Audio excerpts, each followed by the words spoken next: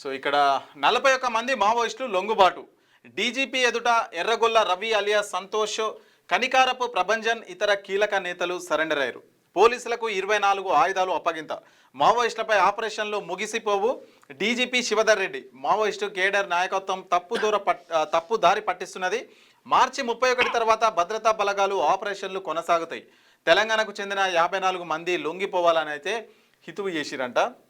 మరి నిన్న 41 మంది మావోయిస్టులు అయితే తెలంగాణ డీజీపీ శివధర్ రెడ్డి ఆధ్వర్యంలో అక్కడ ఆయన ముందైతే లొంగిపోయినారు. మార్చి 31 తర్వాత అంటే మనకు ఆపరేషన్ వాళ్ళు కేంద్ర ప్రభుత్వం ఏదైతే పెట్టుకున్నారో మరి 31 తర్వాత ఆగిపోతాయి అని కూడా అనుకోవద్దు. దాని తర్వాత కూడా కూంబింగ్ కొనసాగుతుంది. ఖచ్చితంగా ఏరివేసే ఆలోచనలనే ప్రభుత్వం ఉంది, దానికోసం పనిచేస్తుందని చెప్పేసి కూడా ప్రభుత్వం ఏం చేసినా కూడా ఈ అదాని లాంటి అంబానీ లాంటి ఇల్లున్నంత కాలం మావోయిస్ట్ పార్టీ ఉంటుంది.